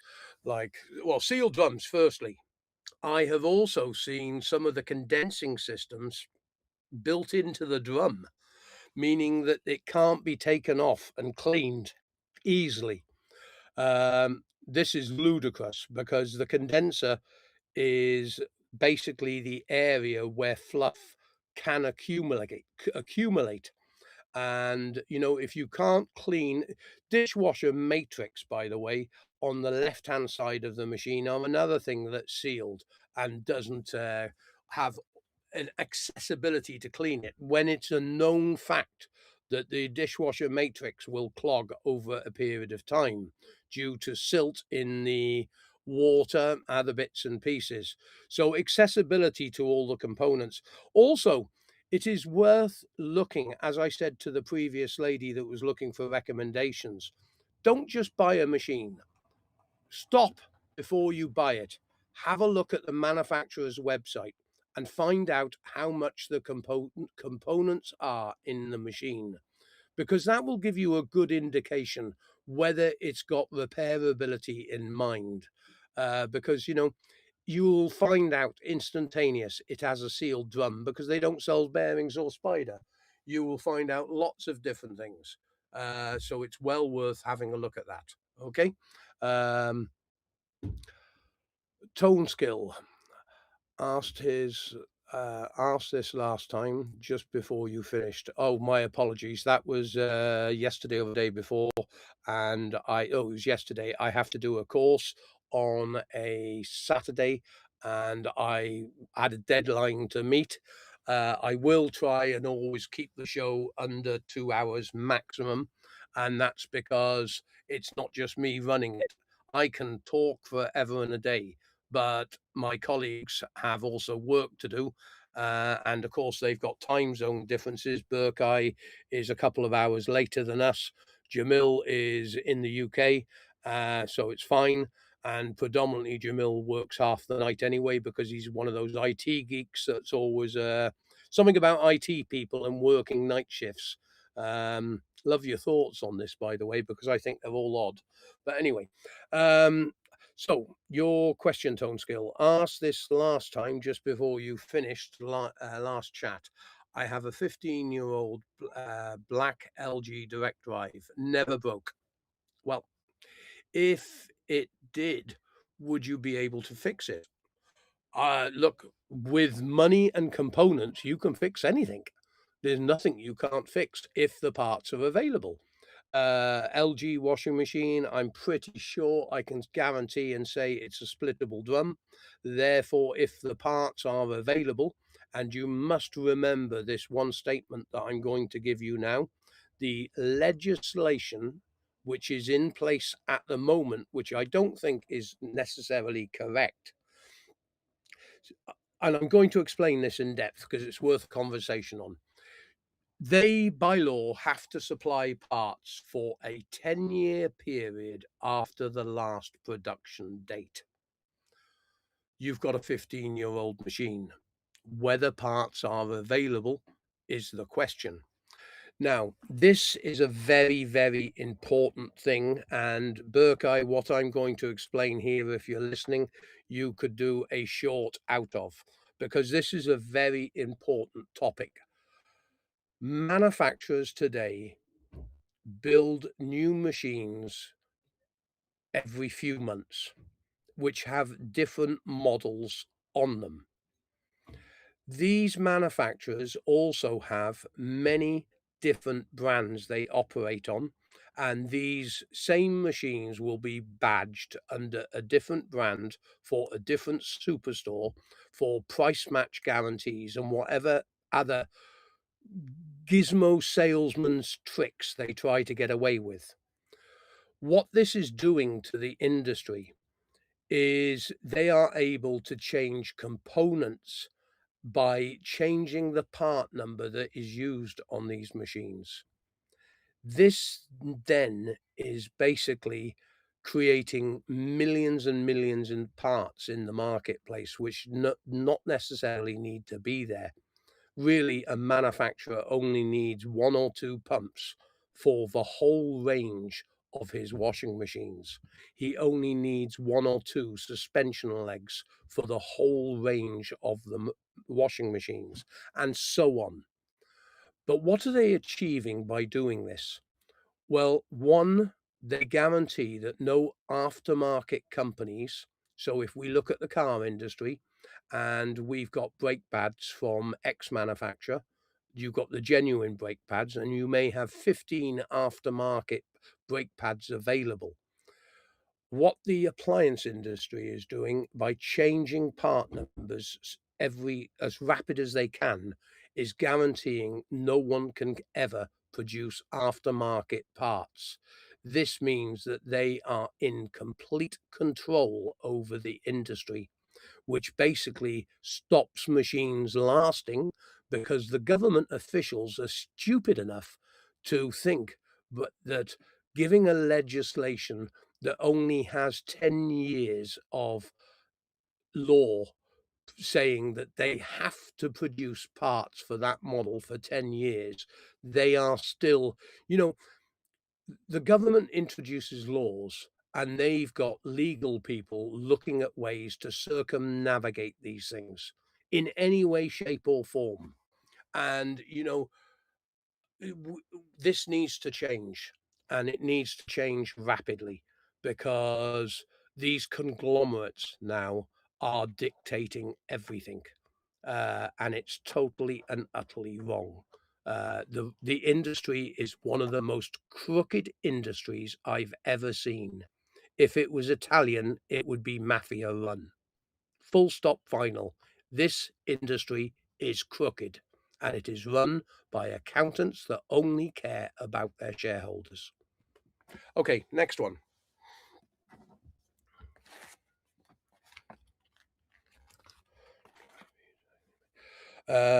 What do you say now? Okay, what do I say now? These names are brilliant. Which dryer features actually make a difference? Like sensors or steam? Look, sensors and steam. Steam, it's leaving the clothes slightly warm when you pull them out the machine and you put them onto a coat hanger, so it's less ironing for whoever's doing the ironing in the house. All the gizmos on 90% of dryers are not needed. The dryer needs to have a high and low setting. It needs possibly a soft tumble action compared to a hard tumble action. And it needs controllability on the time level. If you know you are putting 5 kilos of wet clothing into the machine, you know it takes an hour to dry on a vented dryer. If you put 7 kilos in after a couple of loads, you will know that it takes 1 hour and 30 minutes to dry those clothes. By putting sensors in that detect the moisture, you are creating possibility of early failure on the machine because a sensor doesn't work correctly. But the humidity sensors, which are in machines, only measure the ohms reading of the air in the machine as the clothes touch it to understand whether they're dry or not, because of the NTC sensor sends the information to the circuit board. I don't think you need any of it. I just think we have become one of two things: lazy in culture, or we have been greenwashed by the manufacturers. And it's like everything.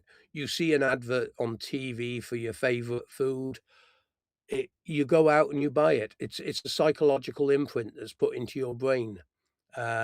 Marketing people make a lot of money out of designing adverts to make you do things that you might not necessarily want to do, but subliminally you it is in your back of your brain. So when you go in the supermarket and you walk down past the shelf, you'll see the Jacob's Creams crackers. You don't want Jacob's Creams crackers, but it's an automatic thing you do is pick it up and put it in the basket, because for some unknown reason, when you were sat down watching a film, the adverts came on, and this is what the manufacturers do with appliances.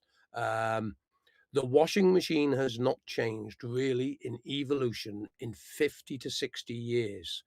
The tumble dryer has not changed in 50 to 60 years. The dishwasher has not changed. You can go on and on. The only thing that was a revolutionary breakthrough was the microwave oven when it comes to the way we cook, because now you have different combinations. You know, all these air fryers or I call them air fat fryers. All these things is a fan oven in a much smaller box with a bigger fan that cooks quicker because the cavity is much smaller. You are basically buying a fan oven in a small box, and it uses less energy because it has to only heat up a certain amount of air. You must remember your conventional 600 cooker is a fan oven, and the only reason it's not as efficient and quick as the air fryer is it's a much smaller cavity, and it doesn't have the airflow going around it, because the fan that would be needed to drive that in a big oven and the heat would be a lot. So, you know, there is nothing new about that type of cooking, but the microwave was a revolutionary piece of kit. Um, Refrigeration really has not changed. Um, all these extra things we have on appliances today are all designed to make us lazy and work in a different type of way, which works in the manufacturer's favor because it reduces the lifespan on so many fronts. You know, that's the only honest answer I can give you. Next one. Oh, you've got a load of data in the background there, mate. Be careful. Don't know what you've done there. Yeah. Just stick me on the screen, then put it on. I just moved. I realised the reversing camera was still on. Which dryer features actually make a difference? Like, no, you've done that one. Jamil? Yep, I'm just trying to. Yeah, I don't know what you're doing. Which dryer features actually make a difference? Yeah, same question. 1 second. Sorry about this. Technical problems. We're used to them. We're learning. There's nothing wrong with learning. Right, likes his clean clothes. Why do Currys charge for a washer and charge for delivery, and Shane charge for time of delivery? A bit of a con. Well, firstly, let's try to be politically correct here. They've got a charge. Currys, for example, are making somewhere in the region of 20-30% markup on the appliances that they buy. They also pay for exceedingly expensive showrooms and everything, because they are in highly populated areas. And I have no idea what Jamil's doing, but it's a bit of a joke, really. The Your volume's on as well, Jamil. Loads of pings going off in the background. You've also got the labor and fuel costs when they deliver a machine. They've got a charge for this. And they usually come from the showrooms that they have in towns and everything might not necessarily always have the stock in that location. So sometimes it's got to come from a secondary location. So you've got the guys, normally it's always a two-man crew on a vehicle, and it has to be a two-man crew because they are lifting over 25 kilos in weight, because we have all become wimps in this day and age. A bag of cement in my day was 50 kilos. We're now down to 20 kilo because, oops, it's over the level of what you can lift. Well, it the ludicrous laws that are coming out nowadays on all different things are mad. So anyway, you've got a two-man crew. I'm diverting off subject. You've got a two-man crew that goes out. You've got the wear and tear on the vehicles and cost of the vehicles. So yes, they have to charge, but they're also picking up the old machines and charging you for the disposal of the old machines. And I do know that these companies have to pay between, I don't know the exact number, and it does vary on the type of appliance, because as you can imagine, a fridge freezer is a more hazardous item than a washing machine.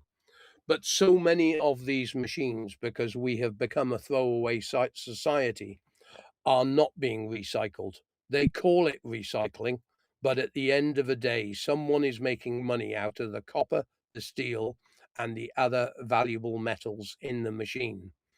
But just think of all the good working components that are being thrown away and crushed with no thought to being those parts could be used to save other machines from going to the landfill. You've also got to consider that most of these large companies, the likes of Currys, the likes of AO, the likes of Marks Electrical, predominantly, unless they are making money out of it themselves directly, you're not able to buy secondhand machines easily anymore of any of these companies to recondition and sell as secondhand, because the manufacturers have an influence on these large companies with their buying power.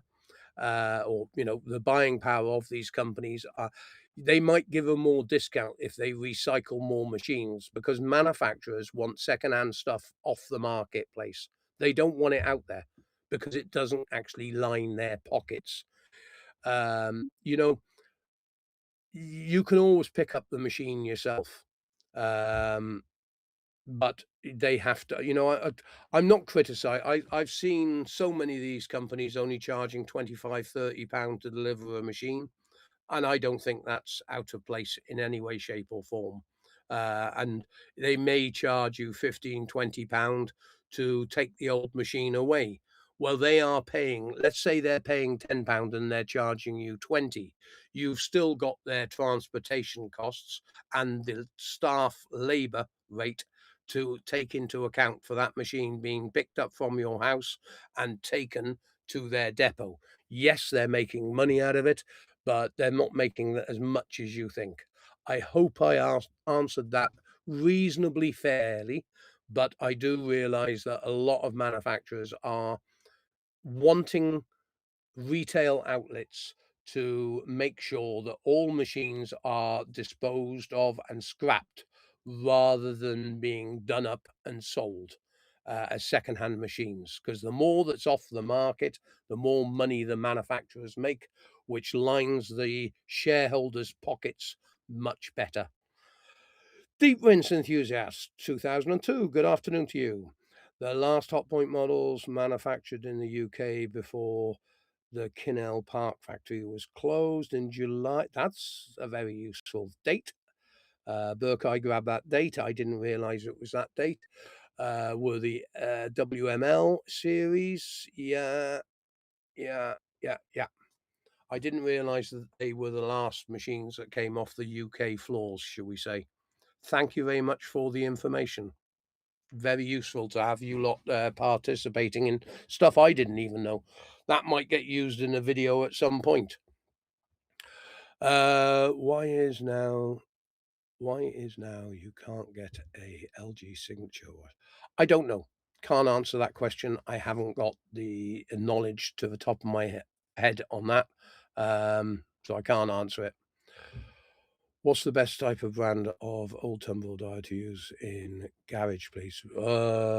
Best type of tumble dryer in the garage, and I mean it, you're talking about vented, really, because you're able to vent it through the garage door or through the garage wall. I love the old Zanussi AG vented dryers. They had not only a rear vent system, they had a side vent system, and I saw one the other day when I went into a lady's house over here.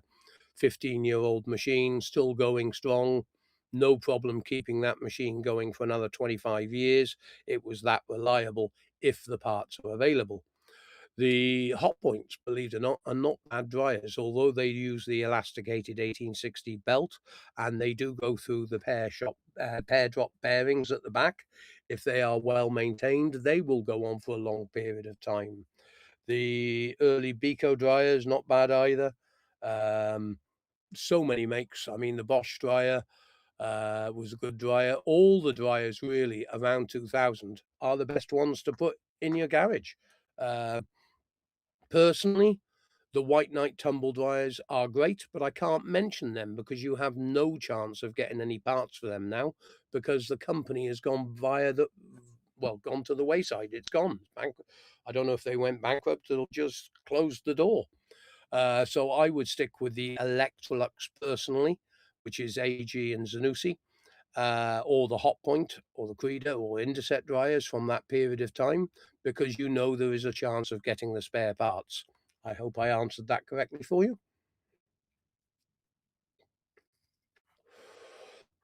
Trace Foxo, I have a Bosch WAN, sorry, 28095NL, so you're Netherlands.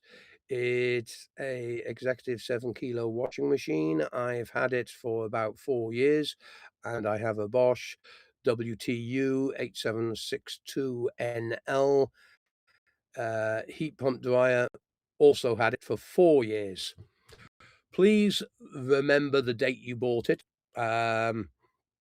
My question is, what's the lifespan of these two machines? Can you flick back so I can just have a look at the first one and give my honest opinion? The washing machine, you may get 10 years out of it, depending on how many loads per day, because you can't say lifespan on a machine because that's a very unfair way for me to answer. I have to say how many washes it intends to do.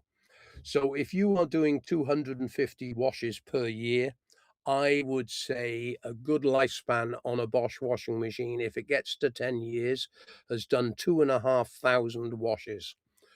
That would be a reasonable lifespan. The tumble dryer, even if you clean the filters very regularly, I would say, and I don't know if this is the one with the self-cleaning system in it, or it is just the run-of-the-mill one. I would still say on the heat pump tumble dryer, if you are only using that machine 150 times a year, I would say it will not last longer than 7 years. I'm sorry, and that's just my opinion, because I know the problems that people are getting with different heat pump tumble dryers.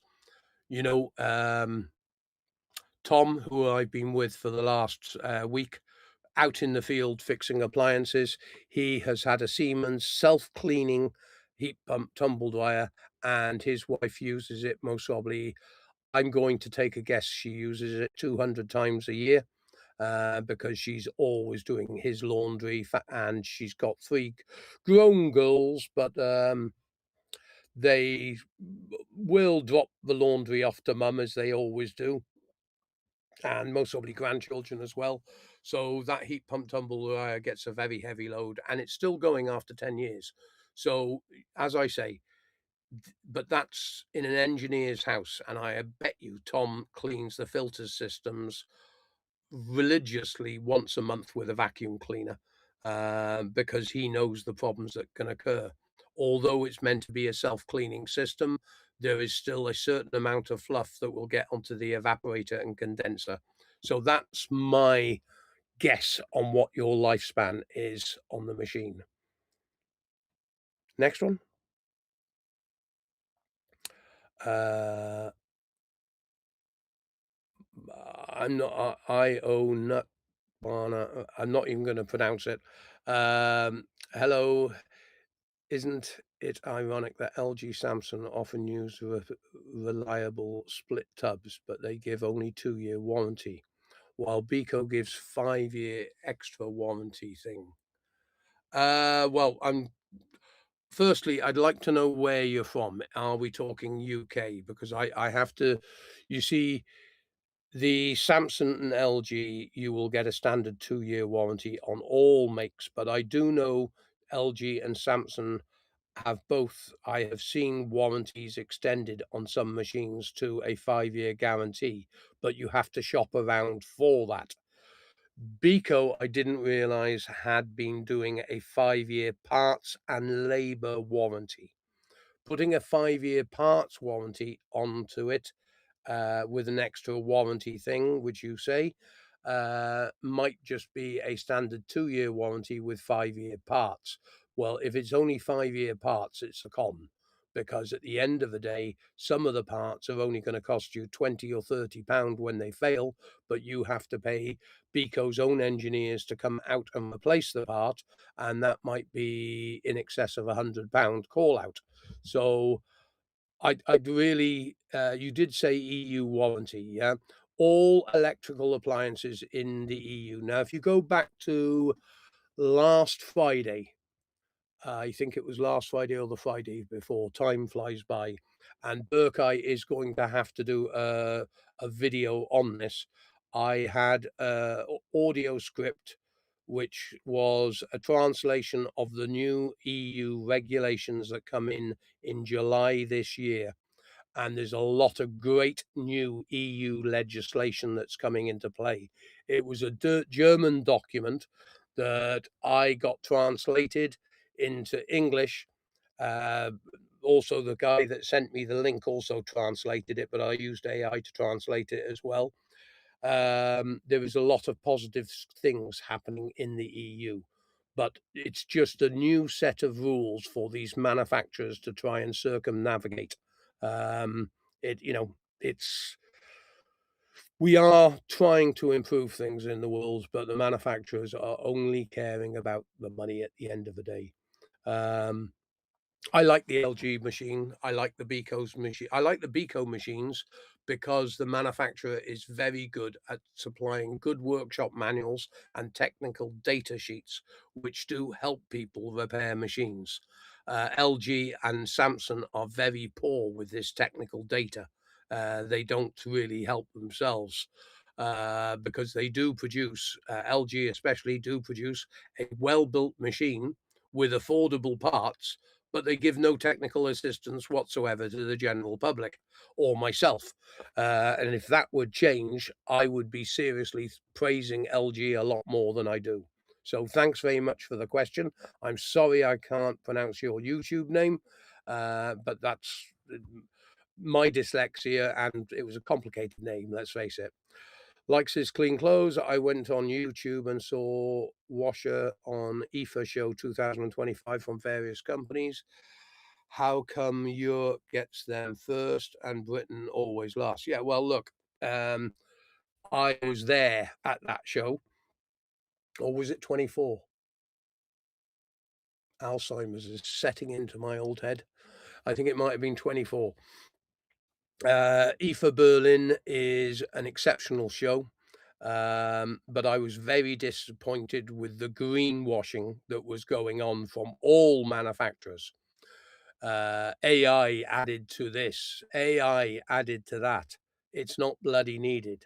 What's needed is the right to repair added to this, the right repair added to that, machines that are built to last the test of time.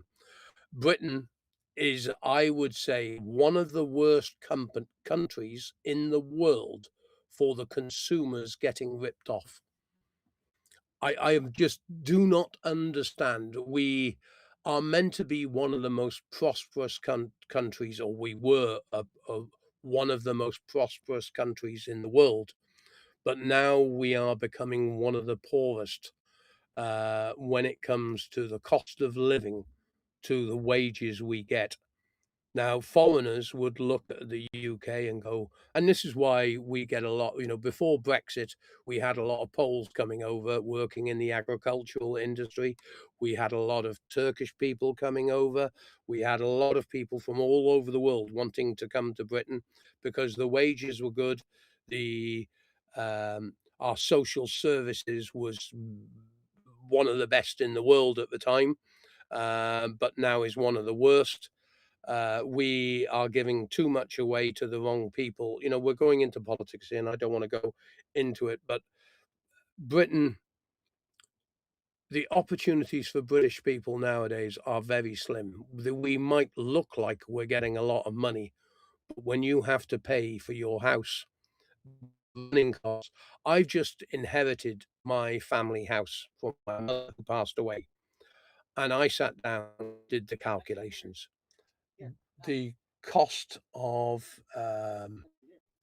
sleeping in my own bed with no mortgage, no anything, is £18 a night. I can stay in an Airbnb in Morocco for less money, and I don't even own that property, and I'm getting fed. £18 a night just in rates, insurance, and basically enough electricity just to turn the lights on. The rates alone was something like £11 a night. This is why I'm getting rid of the property and downsizing, so I only want a workshop, because there's no way I am going to be able to rent that property. I could rent it, but with all the legislation and all the things that I'm going to have to do, because I would have to stick a new boiler system in, although the boiler that's in the house that runs on oil is only, I think it's only a couple of years old. It doesn't make the banding level correct to fall into the rentable. There's lots of new laws coming into place with renting property. There's an awful lot of landlords out there getting rid of their rental properties because it's no longer worthwhile. Um, we are paying the highest rents in the whole of Europe in the UK. You can get yourself a beautiful flat in Portugal for €300 a month, and that rent will stay tied to inflation for many, many years. In the UK, you can't even get a garage for £300 a month. It's ludicrous. The big problem with Britain now is we are out of context with regards our labour costs, our overheads for buildings, for setting up businesses and everything else, that we have no chance of having a successful business when these overheads are so high in the UK. You know, People don't even look at setting up a little shop in the high street anymore because the rents are so high. It's ludicrous. Anyway, not going into politics. Next one.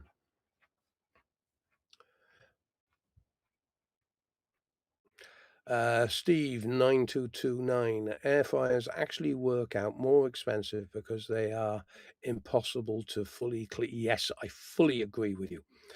Fully clean and to be replaced every couple of years. Yeah, well, look, I actually went on the Ninja stand in Berlin, and you've never seen someone being treated in the way that they just wanted me off the stand as quick as they could get me off it, because I was asking all the wrong questions to them. Firstly, my first thing I said to Ninja, the feel and quality and cooking capabilities of your air fryers are brilliant. But why is it you are able to circumnavigate the Right to Repair Act and not even sell the basic heating element that is in an air fryer? Our appliances don't fall into the same category as conventional appliances, and therefore we don't have to comply with the same ruling. Ludicrous. Absolutely ludicrous. It is basically an oven which is called something else, and they bypass the Right to Repair Act by finding that loophole. Then you come to the cleaning side, the accessibility on these things, because they're all pushed together with plastic and you need special tools to access the plastic. And also the plastic becomes brittle over time because it is in a heated environment. And this means plastic becomes brittle. So even if you did manage to take it apart, you'll most probably break half of the clips, which will make it unsafe putting it back together. It is another typical badly designed appliance that has no thought whatsoever for longevity.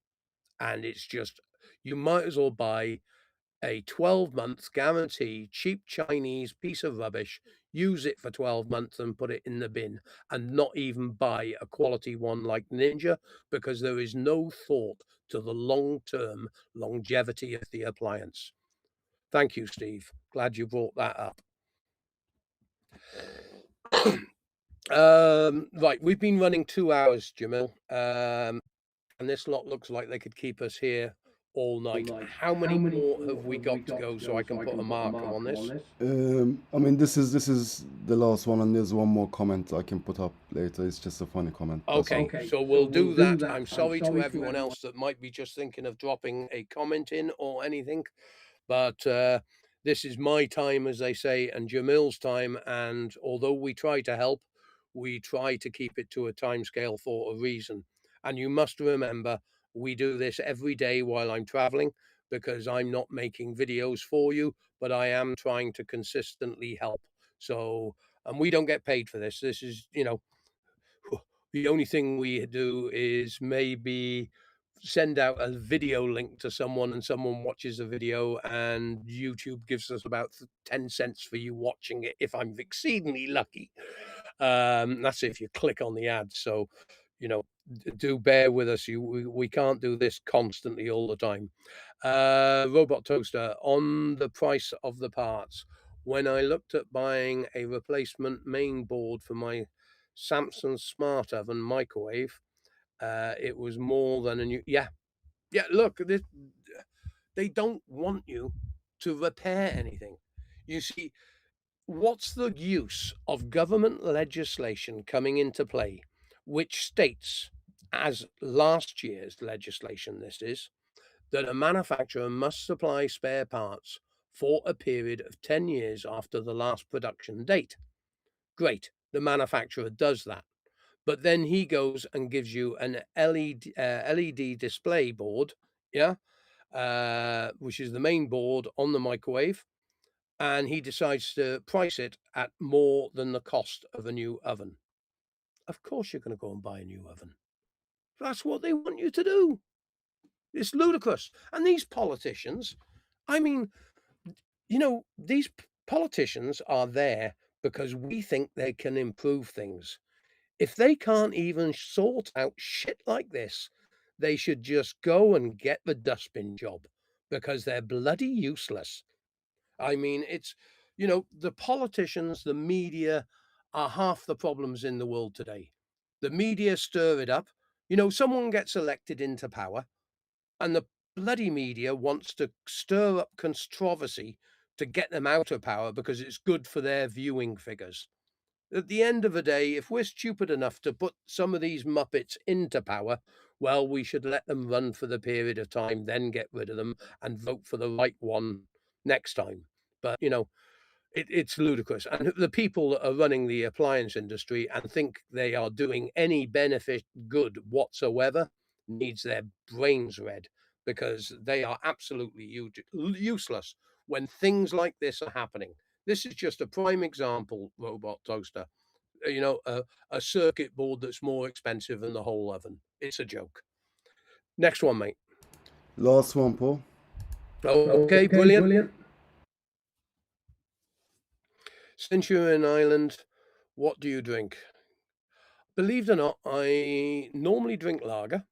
I have loved the Guinness, but I'm not going to say this live on a show, but if you've drunk a lot of Guinness, you know what happens. Your anatomy doesn't quite work in the conventional way. I've also had Beamish. Um, I like both. I like the Guinness in Ireland. You can't knock. It's the water. Um, it's one mentioning that as well. It is that time of day.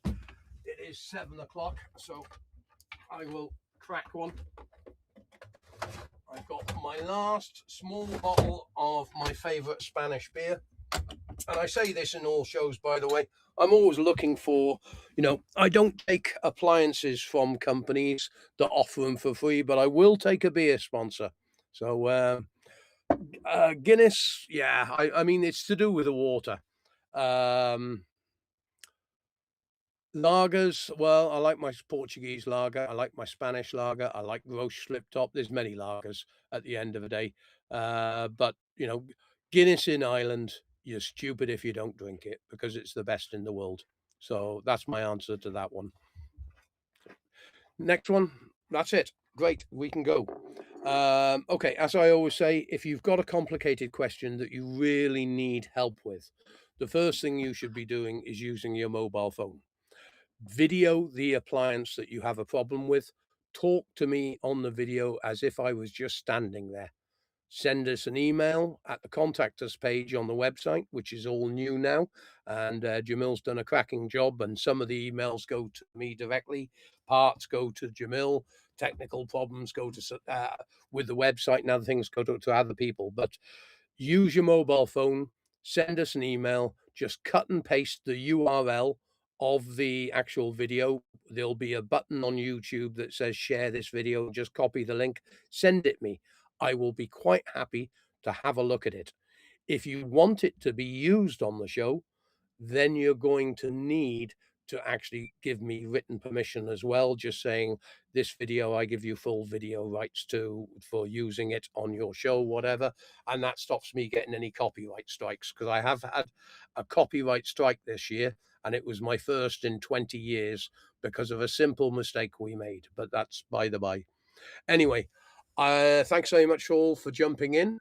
I am going to be taking it a lot easier now when it comes to the driving. I'm heading up to Achill Island, Achill, I think it's pronounced, where Darren from Dublin donated a couple of beers and said, make sure you drink them at one of the pubs on the island, which I will be doing. And also, I'm then heading up to spend possibly a whole week up in Donegal helping Barry out, and also making some great video content for you, showing you what his type of company, which has multiple engineers, do. It'll be very different from going down to see Tom, because he's a one-man band in a very rural area. I believe that Barry has got a lot more population around him. And of course, they've got multiple vans on the road as well. So they've got engineers and everything else. So I'm really looking forward to spending the week here. And then I'll be crossing over to the UK or Scotland, and I haven't decided which yet. But thanks to you all for the support. Thank you very much all for the compliments. We try to keep it as entertaining as possible, and I try to keep you updated with where I am. Now, there's going to be a lot of videos popping up on the channel over the course of the next couple of weeks, which are the videos that I record when driving, because I have 360 cameras on the van. I have my drone as well, which I haven't put out there yet because I've seen a lot of signs for no flying drones. And I'm out of practice, to be honest. I'm always frightened of crashing it more than flying it. And I'm trying to keep up to date with everything that's going on. So, and we're still on day 23, and the UK government has not given approval yet on this petition. I mention it in every show. It is an absolute disgrace. The legislation is going to ban vented and condenser tumble dryers, and we can't even get our petition against it approved because it's coming close to the approval time. So they're just sitting on it. A disgrace.